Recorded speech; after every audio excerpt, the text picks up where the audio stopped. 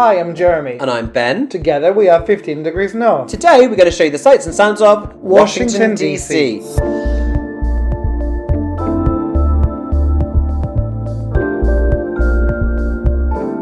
Washington, D.C. is the capital city of the United States of America, sitting on the eastern seaboard. It isn't actually in any of the 50 states, but instead sits in the District of Columbia, hence the D.C. part of its name.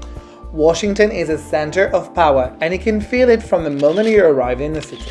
Feeling like you've wandered onto the set of House of Cards? Well, you have, because it is where it is set. Oh, hush. The point is, we've seen Washington so many times on our screens that it feels pretty surreal to actually be here. And you can tell from first glance that this is a city centered around just one thing: politics.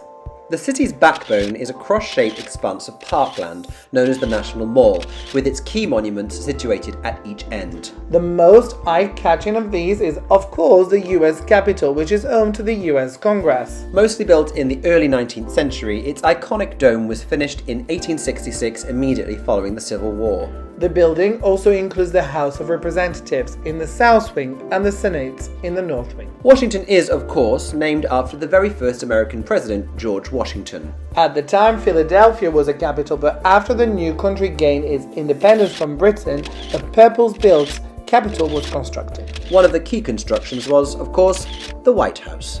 The hub and office for all US presidents since John Adams, the building is split into East and West Wings, as well as the famous Oval Office, which is, at the time we were there, occupied by none other than Donald Trump. Who? Never heard of him.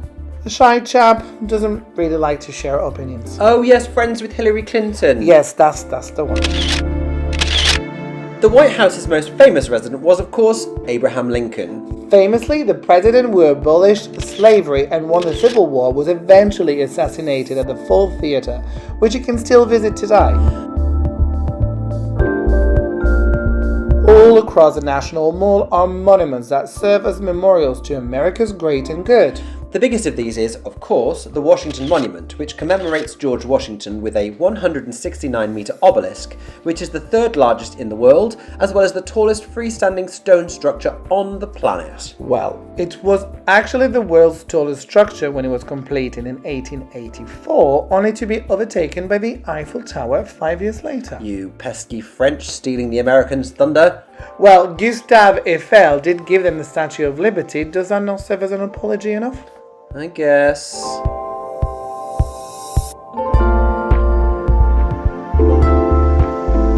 As you walk around the National Mall, you began to feel like Washington, D.C. is as much a mausoleum as a city. But you have to be pretty major to have a memorial on this stretch of land, because not many people actually do. One of them is Abraham Lincoln, of course. Remind me, was that? Lovely beard, liked a top hat. Ended slavery? Oh, right, yeah, we like him.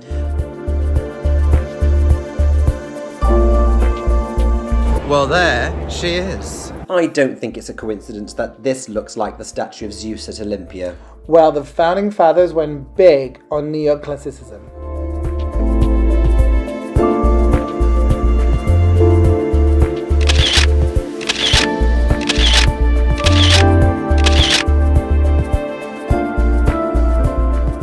Next up on our American Greatest Hits tour, Martin Luther King Jr. Remind me? Civil rights leader, lovely voice, always talking about his dreams. Oh, right, got it.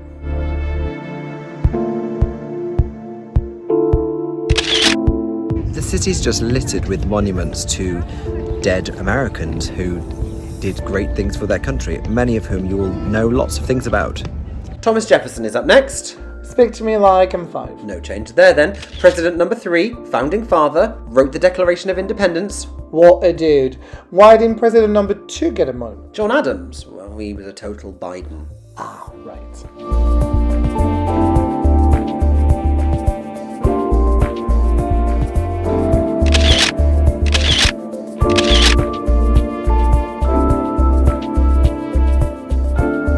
Franklin D. Roosevelt is our next one. Yeah, well, I know this one. Musician, fashionista, meat dress. That's Lady Gaga. Oh, no. okay. FDR was president during World War II and also behind America's recovery from the Great Depression. I think they're quite similar, actually. Sure. So what's been good about our trip to Washington, D.C. then?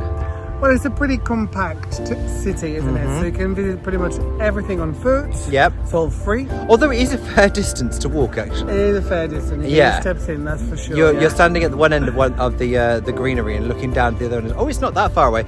It actually is. Yes. It is. But yeah, it's all free, which is great. Yes, everything is free. Managed to get into the capital for free this morning. No We issues. haven't booked. Washington Monument, you've got to book a little bit in advance. Okay, Yeah. we didn't do that, but it's free as well. So It is free, but we didn't get to go up it, unfortunately. Yeah. But I would imagine that the views from there are fantastic. The museums are free as well, aren't they? Everything is free. Which is unusual for the US. Yeah. So that's good. Any pits, any downfalls, any things that we thought that weren't so great? I mean that's about it. You've got to visit the monument, and that's it. Yeah, we didn't manage There's not to. much of a life here around here anyway.